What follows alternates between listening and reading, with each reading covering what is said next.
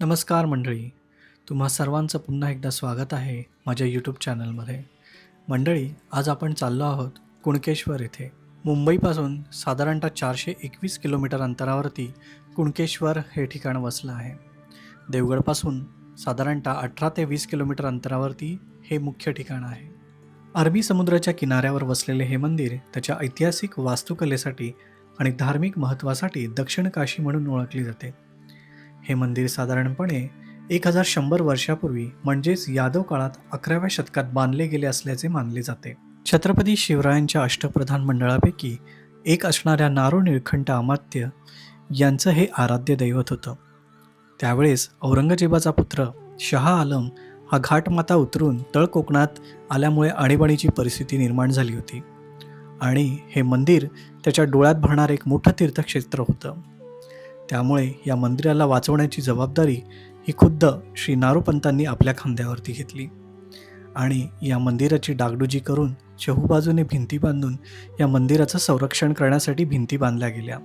परंतु एवढं सगळं करूनही शहा आलमची नजर कुणकेश्वर मंदिरावरती पडली. त्याने कुणकेश्वर मंदिरावरती जोरदार हल्ला चढविला. मंदिराभोवतीची तटबंदीच्या आधारे आपल्या तोडक्या बळानिशी मराठ्यांनी कडवा प्रतिकार केला. पण शहा आलमचा तडाखा भारी पडला. मराठ्यांची हार होत असलेली पाहून मंदिराच्या कळसातील गुप्त जागेत तळ देऊन बसलेले नारोपंतांनी अखेरीस स्वतः तलवार उपसली व मंदिराच्या शिखरावरून हर हर महादेवाची अशी गर्जना करत त्याच्या आक्रमणाला परतावून लावलं. या रोमांचकारी घटनेने मराठ्यांचा चेव वाढला. त्यांनी मोगल सैन्यावर जोरदार हल्ला चढविला. मराठ्यांचा तो रौद्रावतार पाहून मोगलांनी माघार घेतली, पण तोपर्यंत मंदिर परिसराचे बरेच नुकसान झाले होते. झाल्या प्रकाराने नारोपंतांना जबर मानसिक धक्का बसला. या धक्कातूनच ते सावरले नाहीत. पुढे कुणकेश्वर येथेच त्यांचे निधन झाले. मंदिराच्या दक्षिण बाजूला जेथे त्यांनी उडी घेतली होती तेथेच त्यांची तुळशीचं वृंदावन बांधण्यात आलेलं आहे.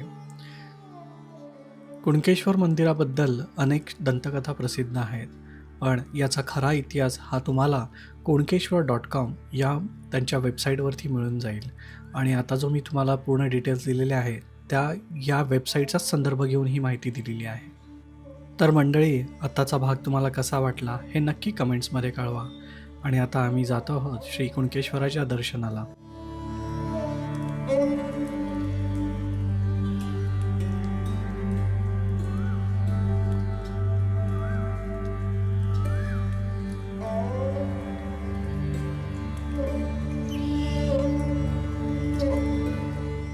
आणि हो, तुम्ही जर माझ्या चॅनलवरती नवीन असाल तर चॅनलला लाईक, शेअर आणि सबस्क्राईब करायला विसरू नका.